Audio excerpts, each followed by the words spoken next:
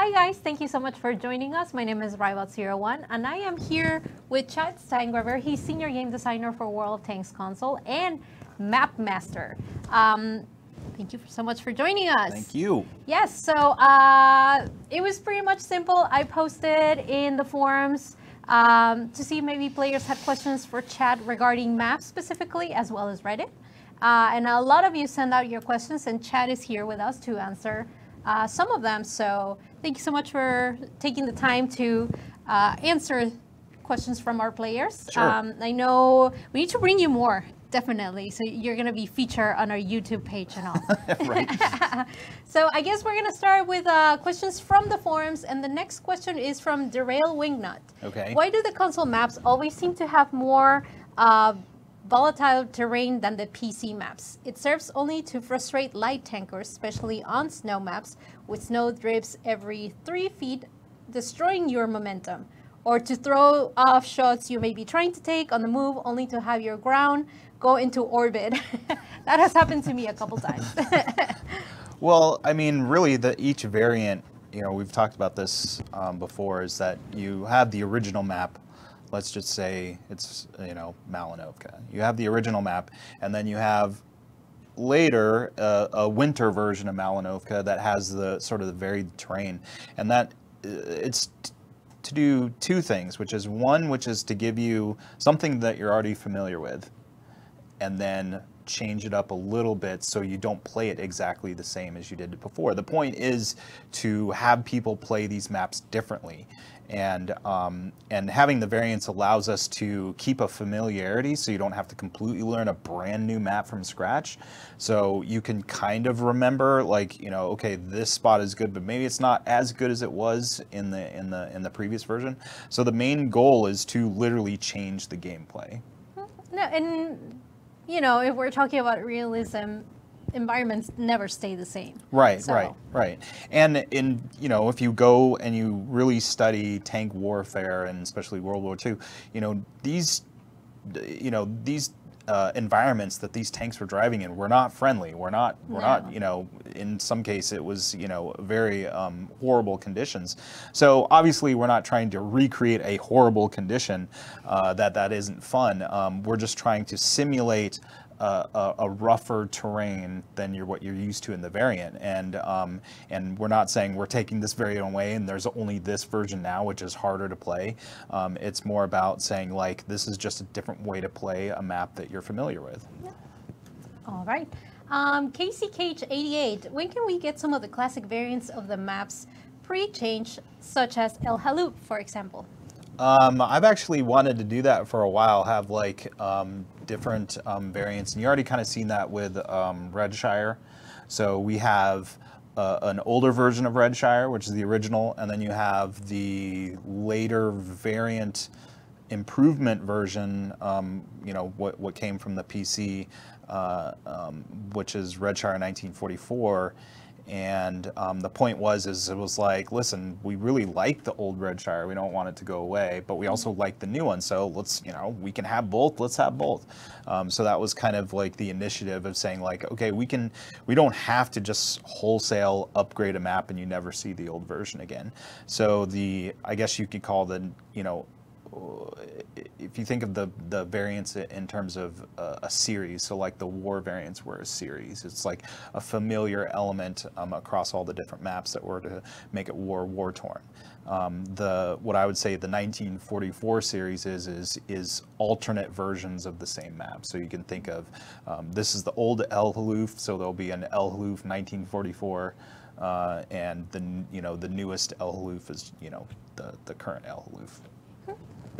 Mashman90. At one point when I saw Fjords and Live Oaks, I thought we would have an older map each week at a time. Any progress on this, as it could tide us over until the Mega 9.20.1 Mega patch in the summer? I'm scratching the question. I don't know if you wanted to see it. It was like too late. It was only at once. I mean, you know, all the maps are on a schedule that's pre-planned out, like, you know, a year in advance. So, and and this is due to a lot of reasons. One, like, we have a map team that has to stick to a schedule, and they have all the different things that they're working on, because things, like even when we're talking about, special event modes or whatever, like, whatever Halloween, we're already working on what the Halloween, would be. We're already working on what happens in July, when we do July 4th things. Can you tell us?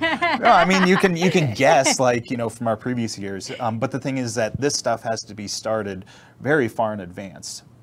So it's not like, we're sitting here and go, okay, well, we've got this one thing that we think is ready, so in 2 weeks, let's just throw it out. Like, you can't do that, right? Like, you have to have enough time for things to be touched by the map team, even if it's little touches of like technical issues, and then it's got to go through the QA process, and we're making sure that it's okay and ready to go, and then it goes out to like super test again, and we find issues sometimes, and it comes back, and we have to make changes. So it's not something that you just throw out just because you're like, oh, we think it's ready. I mean, there's lots of things that we could probably just turn on right now, and say, okay, now here's a new thing, but it's probably not a good idea, and you're going to cause more problems than you are, All right. Danny Gillard, what about more maps like Pacific Island and being able to have tugboats as artillery? It seems like a special game mode. Tugboats as artillery. In Pacific Island, that's not a bad idea. I kind of like that. Pacific Island is very small, so... Oh, yeah, you poor slow tugboat out in the water, just sitting there for fodder. Okay, that's cool. I like that one. You like that one? Yeah. I'm gonna write you a ticket. All right. I see. Get the tugboats in there. Job2209, will we ever get PC maps like redesigned versions of Pilsen and Province, New Poland map, and Asian maps? The short answer is we take all the content we can from the PC. So if there are new cool maps on the PC and we can bring them over to the console, we want to do that. And there is still a backlog of a few maps that have been around on the PC for a while that we still don't have. And one of the reasons for those, like, I don't know, like a good example is Stalingrad, right? That map has some severe technical problems on the console. So it's one of those things where we're kind of like, we could invest a bunch of time in it and then find out that it doesn't work at all. So we try to do early, technical analysis of, do we think this is going to work? Do we already have problems with it now? What would it take to get it to work? So yeah, the short answer is yes, we want all of the PC maps on the console. That's just... all the maps. All of the maps. I really like this question, and it is from frequent forum player, tanker, awesome, Mr. Brogue One. Any chance that you are or will be developing dynamic environmental effects? By dynamic environmental effects, I mean day/night cycles, weather cycles, etc. It would be cool to have an actual cloud to ground lightning. Some of the winter maps will look amazing with aurora borealis overhead. I agree. Variable wind speeds with assorted debris, dust, devils, and tumbleweed in deserts. I think one of the kind of initiatives this year and going into further years on the game is that we want to, I guess you could say, like, increase the immersion, like bring the levels more to life. This is kind of a direction that I feel like we're going in general at the moment. And I think you'll see the results of those efforts fairly somewhat soon. You'll see some initial stuff that I think is really cool. But this kind of started with doing things like the weather variants, because the extreme weather variants like the sandstorm and stuff, that was all originally conceived of. You start the map normal, and maybe like 5 minutes in, the sandstorm starts rolling in, and then like 10 minutes in towards the end of the match, it's like, this blinding sandstorm. So that was the original conception of that, but we couldn't do it technically because we couldn't change those elements dynamically. But I think in the future, that's one of the things that we would like to see happen. That's one of those like tech these core tech graphics components that requires a lot of sort of work under the hood, because all of our stuff is proprietary and in-house. It's like anytime we want anything, we have to build it ourselves. I think it would be cool if, yeah, like you said, mid-match, just Sandstorm hits you and then it throws the game that you were having, because it literally would reduce the vision of your tanks, and I think it would kind of throw a wrench into. Yeah, and we really want to add more what we're calling like living elements, which makes the map feel alive. So, a great example is some of the war variant stuff where we've got like lots of planes and dogfightings and explosions and all that stuff going on in the background and up in the sky. And I think we want to incorporate that more into the play space. If you could think about some interesting things that happen that would make the world feel more alive. That's kind of one of the things we're going for. More bunnies. More bunnies. More bunny tech. More bunny tech. We've upgraded to squirrel tech next, climbing up trees. Marinefish 666. Why do the trees have leaves on Ardennes winter map? They are covered in snow and it's hard to see anyone. And no, I am not talking about the pine trees that should hold the snow. Now we're going deep into the physics of snow on a tree. And trees, very National Geographic. So we were just talking about this before we started doing this, and there's a lot of things in the maps that we ourselves are like, oh, this is cool, but then we also hear about stuff on the forums of players saying like, oh, this would be cool. A good example is the extreme weather maps was really, I think, started on the forums and started from players going, oh, imagine if there were these awesome sandstorms, imagine if you were like in a blinding blizzard. It's like, and we're like, yeah, we think we could, do that. And we start messing around with the idea until the point when we think it's cool. This issue, particularly with Ardennes, was I remember, a while ago on the forums, talking to some players about like, oh, what kind of new maps would you like? And a few of the ideas came up, like we want like super dense forests. Why can't you have? It's like, well, we can't have like super dense forests because it's not possible to run on the console like that. And they're like, but we could like simulate some type of dense forest. And one of the things that I came up with was like, why don't we have take the theme from Ardennes, which was just this unbelievably crazy forest that they had to fight through and push through. I'm like, well, that would be the concept of this particular map, is that it is just filled with as many trees as we can jam in there as possible. And so the level was designed around having all those trees, and so that's why there's lots of just hills and buildings everywhere, because it has to obstruct it can't be this flat ground with 5 million trees, right? It has to be all these like hills and stuff where you can put trees on top of them so that you're blocking your line of sight. So there was a lot of intent in how Ardennes was designed, because we wanted to give that feeling. Ask and you shall receive, but then it's like, be careful what you ask for, because now you're asking about those trees. Yep. So thank you for that. Hawkies, I hope I pronounced your gamer tag correctly. Will we ever see maps like Krakow and Stalingrad on console? You kind of answered that. Kind of talked about that a little bit, and yes, it's maps that we want to put on the console. Maroon, can we have province in all tiers, maybe with an extreme weather variant soon? Province at tier 10. I think that's a running joke, actually, of saying, let's do province tier 10, and it was like, as soon as the game, like, it goes, game start, and then all of a sudden everybody just goes, blink, and just like, everybody is spotted, like, instantly. It's ridiculous. So, no, province will not be at all tier. Oh, come on. Oh, that map is great. I love province. Literally, you spawn in and everyone's on the other. Boop, boop. Yeah. Immediate exciting.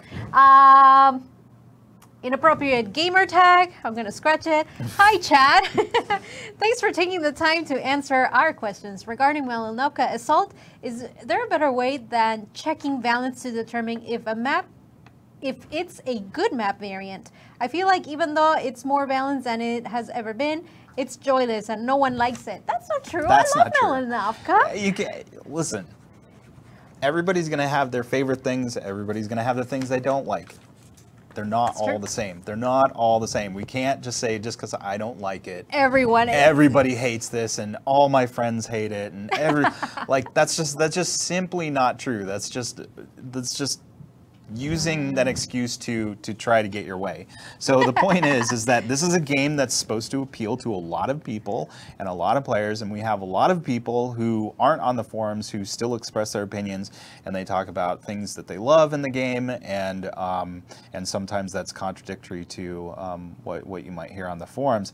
You know, my thing going back to Malinovka Assault was, it's like, if you don't like Malinovka Assault, then there should just be more assault maps, because the more there is, the less likely you are to get Malinovka Assault. If Malinovka Assault was the only assault map in the entire game, I would probably say yes, it's probably fair to change it or do something else, you know, because you're forced to experience that.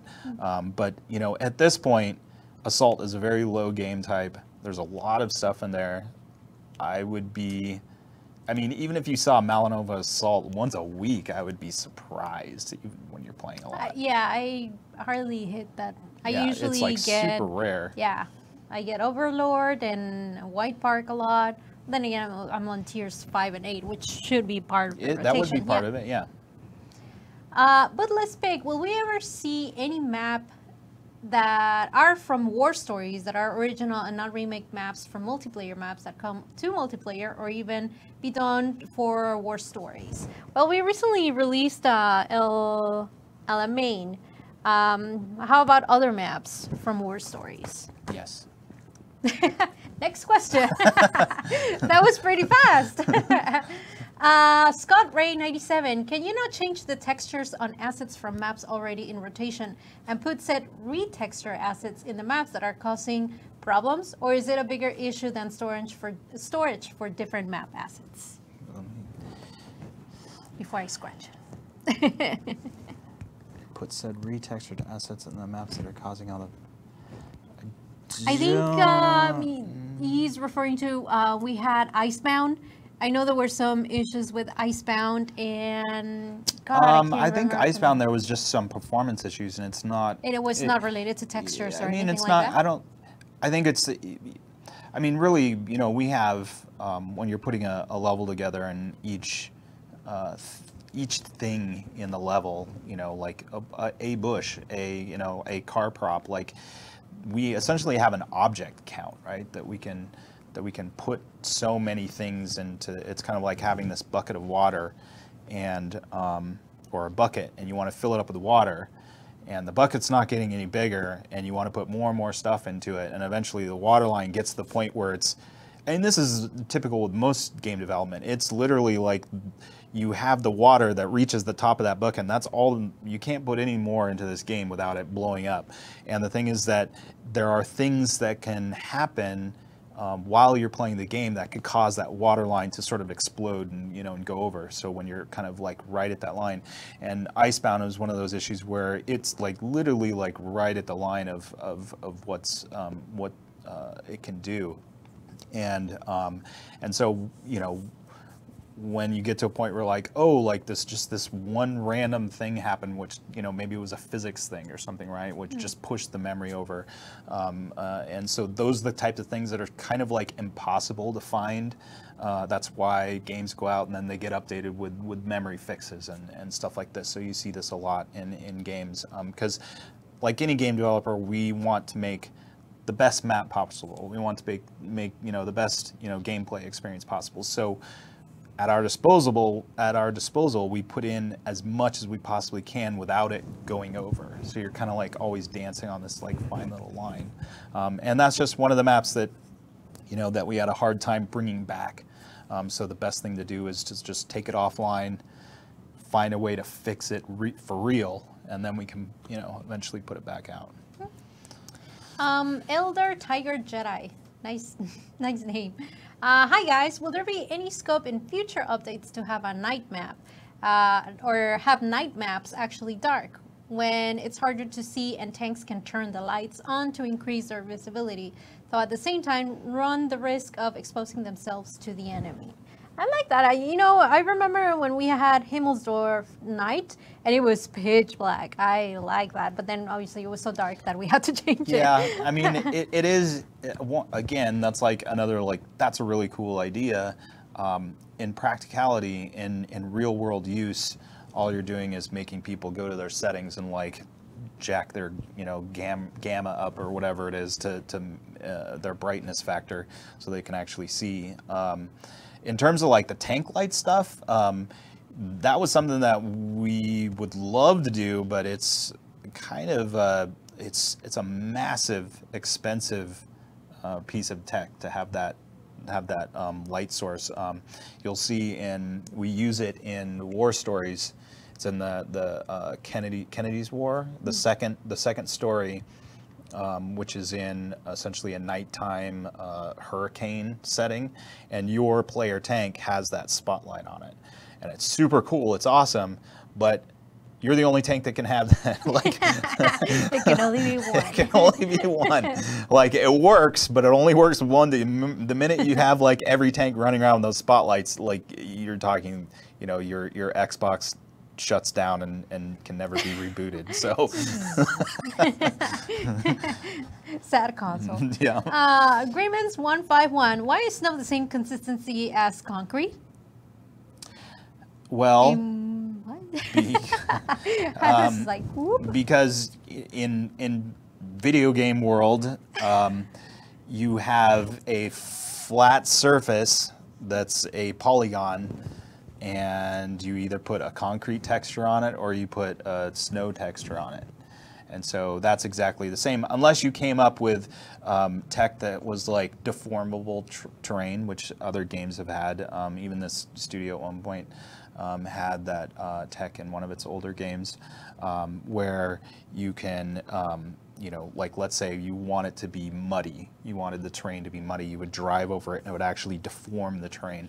But that, again, those are generally done for single-player games because a single-player game can afford that type of expense in terms of deforming the terrain.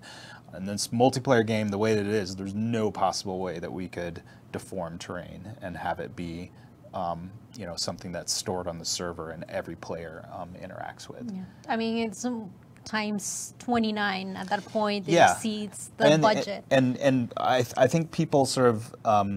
people who don't work in the video game industry tend to see all games as equal in terms of development. It's like, you've got this single player game that's doing all these awesome things graphically and really pushing the boundaries because they can do that, because that's where they're putting all of their resources, is in that like cool graphics factor, right? Online games are so much more different because you're dealing with in our case, you're dealing with 29 other people that are connected, and everything has to be exactly the same all the time. And that just is exponentially, in terms of the tech to deliver all that content to make sure it's the same for each player, is extremely high. And especially our game, which is everything essentially lives on the server. So it doesn't, you only sort of see the after effect, I guess you could call it, of on your Xbox, and you're sending information to the server, and then the server takes that information and sends it all back out to everyone else that's in the game. So that all has to be, completely synced up. If you have an issue, like that's why we say when we talk about things are either server or local on the client. So there's some issues with even physics where a physics object, so let's say the tank turret blows off, right? And it falls on the ground. That's a live physics object that has to go to the server, and the server does all the calculations, and then it sends out that position and where the turret is, and when this player interacts with it, it's got to then disseminate to all the other players. So even just having that one physics object is a huge cost. We were talking about the dissemination of information. For some reason, I thought it was snowball fight. We're like to the extreme where everyone lost. Yeah. And that's why we'll have some physics objects that are really just a visual flare. They don't actually interact with you. So like, let's say an explosion and it has like particles and stuff. Even though that physics object was triggered the same for everybody, not everybody sees it the same. Exactly. Because it's specific just to your machine, but the effect itself is close enough that it doesn't really matter. To chat, any chance you can eliminate the invisible walls barriers and replace them with visible obstructions? Thanks kindly, VK Sheridan. I mean, I would like to. Again, this goes into you know, the amount of stuff that you can put in a level. And yes, I would love to have, you know, if you came up to a rock wall and you had all these like cool rock formations and it's forming this really nice, you know, obviously visual wall. There's essentially sometimes we don't have a choice. We can't put more objects in the level. We can't do the things that we want to do. So at the same time, we're like, well, we still need to block this part off because it's obviously you're not going to get up to the top of this hill, so we're going to prevent you from even trying. So we just put an invisible collision object that just prevents you from, you know, getting up on top of that hill. Steampunk Pagan, hello chat. I miss seeing you in the forums, and because I miss the great immersed, challenging, and artistic maps you create earlier in the game, I would like to ask, could we get one throwback, and in parentheses, port back when it looked like a real port, Fisherman's Bay, Warback when it looked like Warzone, etc. In the parentheses, map every month as a way to mix things up. Thanks, Steampunk Pagan. Yeah, so, I mean, kind of talked about this a little bit already, but, you know, ideally, yes, I'd like have as many maps as possible coming in as fast as possible in order to, you know, increase the map rotation variety, because obviously the more there is, the more variety. The only downside to us just flooding the space with maps is, we see this all the time, is that we release a new map and then people go, where is it? I don't see it. It's like, well, you know, we're talking about a pool now of, you know, even though on the player's end, the players go, that's just a rain variant. Like, that's just Malinovka Rain. That's not a new map. But under the hood, those are two different maps. And when it goes to do a map selection, you've got this pool of maps that it's picking from, and it goes blump, and it doesn't care that it's Malinovka or Malinovka Rain. Like, it just says you're map number 2 and you're map number 1. And so the more we put into that pool, the less likely you are to see all of the maps at this point, right? So we put a new map into this pool, and we go, hey, everybody, they've got this awesome new map. All of a sudden, people are you know, upset because they're like, I've been playing for a week and I still haven't seen it. It's like, well, that's just, you know, the pool is getting so big that the only thing that we can do is set weights on the maps, which we've tried to do in the past. We've weighted like a new map heavier so that it'll get seen twice as much, 3 times as much. But then you run the risk of, you know, I've played 10 times today and I've seen this map 5 times. You know, it's like, all right, you know, like that can happen too. Like you've got this. That's the whole issue with random map selection. Random map selection is truly random, and that means if there's a pool of 100 maps, you could literally play 5 games and see the same map 5 times in a row. That's random. It depends on your luck, how lucky you get. It's luck of the draw, and that's random. That's really what random means. A quick question related to that. So whenever we do a new update and we release a new map, you increase the percentage of it for a small duration so players are able to play that map. That's the one the that intention, was yes. Yes? Okay. Yeah, because players usually when there's an update, they're like, I have not seen this map. You should increase it. Like, we did. Okay, cool. Yeah. There you go. That's the answer, and it won't change. Rivelito is asking, when do we get the proper amount of bushes on maps? But I feel like you already answered that, correct? It was kind of like yeah, the we're first talking about like question. object count, and Yeah. the thing is that bushes in particular are more expensive than a regular object because they're transparent. You can see through them, and what we talked about this before on other streams. You know, there's a thing called overdraw, and also when you're talking about a transparent object, you're talking about an alpha overdraw.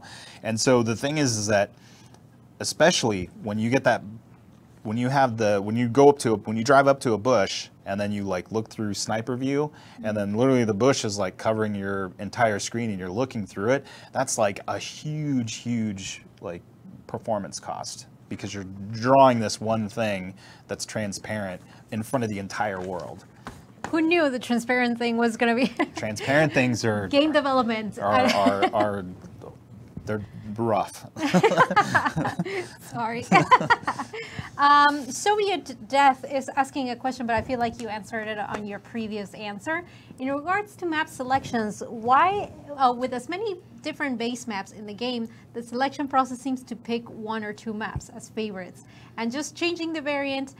Can this be adjusted so the base map selection for a particular match isn't repeated for a large number of battles for individual players unless necessary? So I think you kind of and if you look at this is the thing is that, and I keep saying this too, you can't use your individual experience as a rule for either the map randomness or the win rate on a map. You can't use your singular personal experience because we're talking about now at this point, you know, just tens and tens of millions of plays on a map, and that's where the balance numbers really tell you a story, and that's where map rotation really tells you a story. If over the past year I have, let's just boil it down to saying you only see 2 maps. Let's say we've got 2 maps in the game and they're equally weighted randomly. That means by the end of the year, if we've had 100 million total plays, that means there's going to be 50 million on this one, and there's going to be about 50 million. There might be a little bit of variance, right? But there's going to be 50 on this and 50 on this. And at the end of the year, that's what we have. We have 50 million plays here, and we have 50 million plays here. But you, as the individual player, being like, I've been playing all year, and I've did nothing but this one map over and over again. It's like, well, yes, because you just randomly drew that one time, and let's say you played 1,000 times. Well, you just contributed 1,000 battles to 50 million battles. That's like an absurd difference in terms of numbers. DWP 1992, is there going to be bigger maps coming in the future and break the 30-player limit? The 30, 30. not 3. 30, did I say? You said, I think you said 3-player Did I limit. say 3 or 5?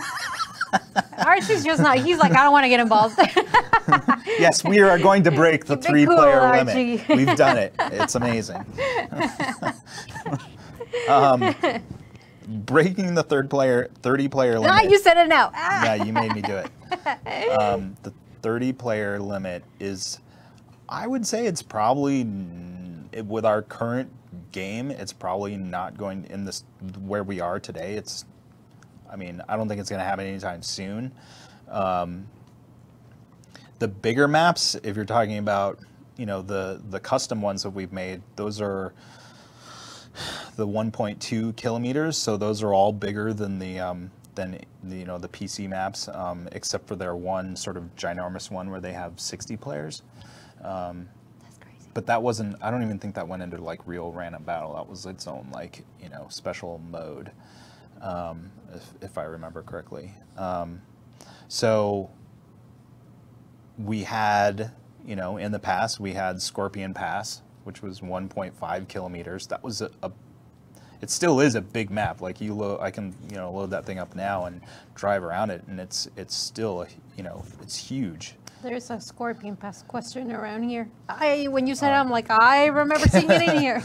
Yeah, there we go, right here. So in terms of the map size in the coming future, I don't think you're going to get anything bigger than the 1.2 maps that we have. Like, for instance, Kasserine and Alamein. You know, those are still, you know, I feel like that's, for me, that feels like nice sweet spot of it's bigger than the 1 kilometer map, but it's not overwhelmingly bigger. No, because even when it comes to Scorpio Past, the spawn points, they're good. We're not far from each other, and there isn't really a big duration of time in game where we finally see someone. So I do feel like it is balanced. Yeah, and one of the things that we did with Scorpio Past, which only came about through playing it, we didn't really realize it, but when we're making these maps that are 1 kilometer or smaller, you'll notice that everybody's like spawned up at the edge of the map, right? And that's because we just want to give enough room that you've got some ground that you have to cover before you start seeing it. But then when we initially made Scorpion Pass, the 1.5 kilometer, we still had that concept of like, oh, here's everybody out here, and the base capture times are exactly the same. And then we were like, man, it takes like 10 minutes before you see anybody. And we're like, okay, so move, even though the map's bigger, it's like move the spawn points closer. And it wasn't until later we were like, oh man, we got to increase the like we just had to change a bunch of things, our usual working conditions, because we were so used to like, well, this is how a map is made. And then we just when we made the map bigger, we were like, okay, well, we just keep using that same philosophy. But then it was like just that one change had to like really make us rethink the entirety of how the map played. Lazy Cal 5928 74 5. Okay. Okay. Can 7v7 matches be limited to smaller maps like ranked battles? I think they are. But for lower tiers, you get your old favorite province. Province 7v7. Abbey. Yep. Yeah. So, what are you playing? I think if you play lower tiers, you'll see 7v7 more often than not. The power machine. Would a map filter be possible? So if you really dislike a map, you can avoid it. No. But at the same, okay. Next question. Yeah, a couple players were asking this in the forums, and I did explain that would lower the amount of players in the battle queue, and it will also limit the amount of. Well, that the way that everything works right now, and I can tell you that it's extremely complicated, and it's like a giant hornet's nest of craziness in terms of poke and so much so that this is funny. This is something I just heard the other day, which was it is so insanely complicated. And I'm talking about like the matchmaker and all the way that all this like player selection and map selection, all this stuff happens. It's so complicated that they only allow one engineer on the PC team to work on it. Wow, that I didn't know. Yeah. So, and I mean, obviously, when stuff does well on the PC, it comes down to us. We take the latest versions eventually. So what's interesting, because you usually think of a project and you have like multiple people working on things, like this stuff is so insane that they can't even risk putting a second person on to collide with another person's work. Oh, yeah, no, So in order to, there's just no concept of map voting, filter lists, like this stuff just doesn't exist because there's no player history taking into consideration when going into the matchmaker, and that is a huge thing that would have to be incorporated into the game. On top of it, now you've got all these players excluding different maps across the board, and you would see matchmaking times just like skyrocket. Yeah. You would be sitting there for like 10-15 minutes before you finally got into a match, and then you would just be complaining like, why do I never get into a match? And it's like, well, because now we've got all these rules that we have to follow that it's specific and individual to every player on the board. Hexany, something. Base capping is nearly impossible and pointless on small maps, and sometimes very easy and hard to counter on large maps. Would you consider a weight cap time based on the size of the map? The last part of the answer, or the question, I mean, yeah, we can change the the cap time per map. I was just talking about, like, we did it on Scorpio Past. We made the cap time larger because it just required it. Oops. You broke the mic? I broke the mic. And then, you know, it makes sense for a smaller map having a smaller cap time. But, you know, you can't say that it's pointless because people win by capping. So, you know, it's not something that's an impossible task. Like, it does happen. It's a viable option. But yeah, we could technically look at, you know, the much smaller maps and say, like, okay, these deserve smaller cap times than the larger ones. I'm scratching some questions that I was going to ask you, but they're repeats of something, answers you already gave away. Ghost Sniper 33, can we get more weather variant maps and increase their likelihood to be played? So we're probably not going to be doing any more extreme weather maps. I think we've got quite a few. I like them. And they're still all set to, like, you know, essentially a tier 10 match. Which, if you're in a tier 10 match, you have the possibility of seeing them, and they are set to the lowest possible setting in terms of weights for map rotation. So those are the rarest maps to play. Pushed to higher tiers too, right? Yeah, so those are the rarest maps to play, and also that was kind of the intent of them from the very beginning, is that we wanted something that was rare. You know, we were thinking, like, oh, it'd be cool to have these, like, you know, these rare game moments that just pop up every once in a while, and that was kind of the idea of the extreme weather maps, is just kind of to, like, inject a little bit of, like, craziness, you know, every once in a while. X Smokey Joe X. For some maps, it seems the spawn on one particular side wins more often, not due to location or flags, terrains, etc. I'm assuming that information is tracked on win percentages based on spawn locations. Mm-hmm. Could you provide some additional insight into when it is determined that the spawns should be adjusted? As an example, win percent of spawn A is winning 55% of games, so spawn needs to be adjusted, and so on. Question mark. So yeah, this again goes into balance, and yes, every single thing that you could probably possibly think of is tracked, and we have the ability to look at. So we can look at all of the games played and how many it was won or lost per team. You know, what did they win or lose by? Did they lose by killing everybody, by capping bases? You know, all that stuff is tracked, and we have heat maps of player position. You know, one of the things that's really useful for this is what we call the kill death vector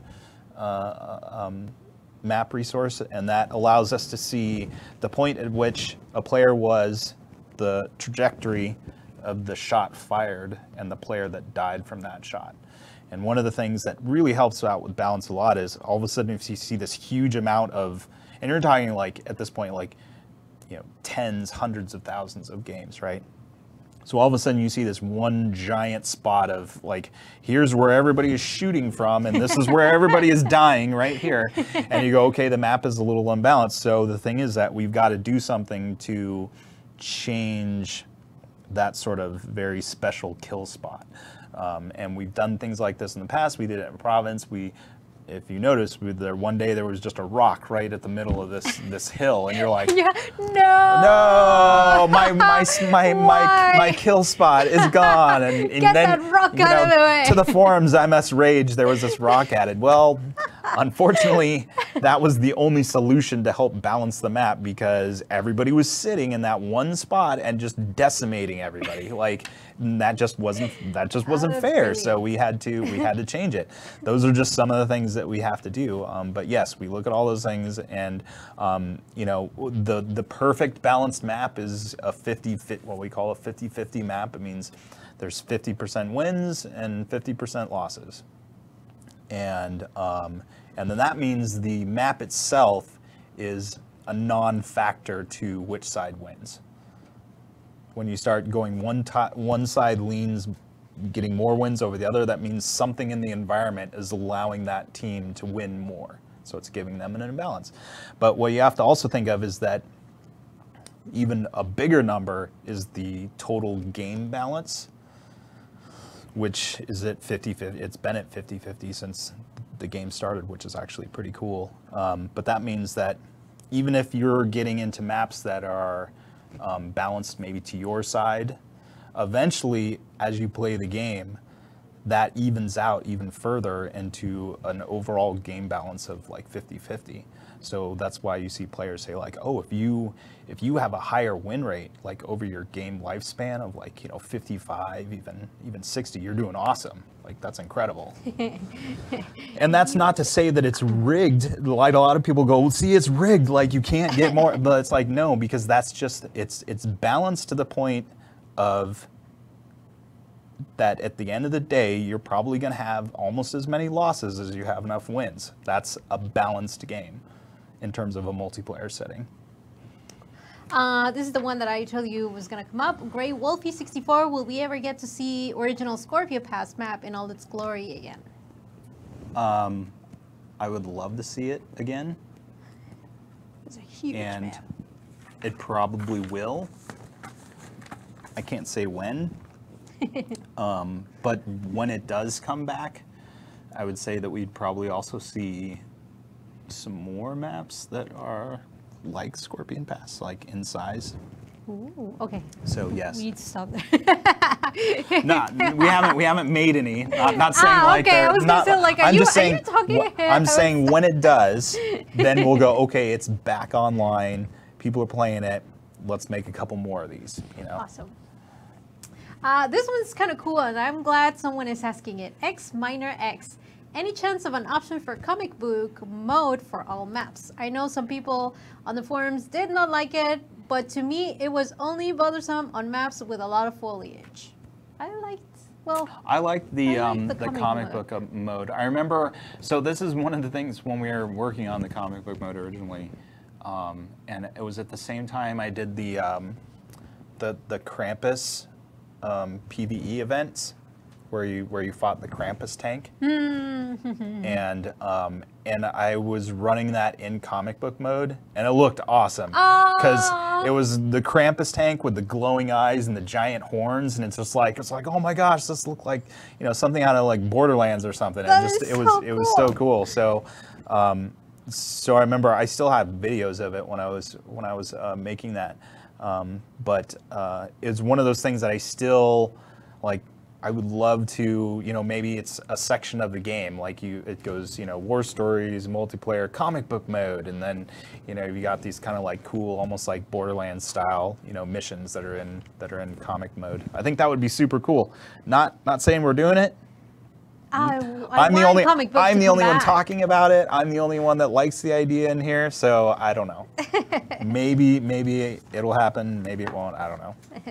Question from Lemonhead. Shout out to all of our Reddit players. How much playtesting goes into new maps by knowledgeable players to determine balance? A lot of maps are way too campy, and I would like to know if this is intentional. I mean, you guys realized Swamp was a nightmare camp fest and fixed it. But then you bring in something like Nomonham, which is terrifying to move around on. I love the level and honesty. Shout out Lemonhead. Stay cool, bro. Stay golden, pony boy. I'm glad you think Nomonhan's terrifying to move around on. No, that was like Nomonhan was a good example because that was a map that we made actually quite a while ago, and we spent like months testing it, and it went through a lot of changes through that testing process, and at this point it's more about kind of like it's like, yes, we have to stick to a schedule, but if the thing isn't ready, then it just isn't ready. And then we push it off and we release it later. So we put enough testing in it to where we're using our judgment from previous things that went out that we think like this is good to go. At the end of the day, we can't test it the same that it's being tested essentially, in the live game. Like, there's no way that we can test a map with, 20,000 full games of 30 people. Like, there's no possible way that we can test a map at that scale, even in super test. So, we do our best to design the maps, knowing what works in other maps, and then just using our overall judgment. And so far, in terms of balance and what we think parts of the maps are cool, we think we've been pretty successful. Final question. Sure. And I actually like closing on this one. It's pretty cool. It's more about you. Oh. Drake 1994, what is your idea of a perfect map in today's state of World Tanks console? To me, the perfect map is, I prefer the larger map. So a perfect map is a big open map that has enough elements for all the different tank classes to sort of get their moment, to shine. So having an open map that also has a lot of cover, a lot of hard cover, so that you feel like as a scouting tank you can weave in and around all these places and do that job effectively well. And then having parts of the map that are kind of closed in and allow for a lot of brawling on the heavy side. And then having almost like arty perches, so arties can sit back and feel like they're contributing. But at the same time, when you have that hard cover, you have that sense of, I feel like I can hit stuff, but I have all these obstructions that are obviously in my way. So I think actually El Alamein is a good example of what I would prefer in terms of map design. When you were talking about all that, the map that came to mind was Liberty Falls. I like Liberty Falls a lot. Liberty Falls is cool too. Yeah. I think it gives, well, I'm also thinking about artillery. You have the higher ground. And I'm always thinking about the upper left corner of the map, where I wouldn't say by the waterfalls, but opposite to that there is that beautiful open hill that definitely has a view of everything, but there's always still obstruction. I don't know. Yeah. I really like Liberty Falls. I really like it. It's a cool map. Yep. Good job. Yes. Well, I guess this is it. Thank you so very much, Chad, for spending time and answering our player questions. Sure. Hopefully we'll do this in a couple months. But yeah, anything you want to say, as we sign out? Just hope you're enjoying the game, and there's some exciting stuff coming soon. So That's right. Stay tuned. Yay. Thank you so much for joining. This is Rybot01, and we'll see you next time.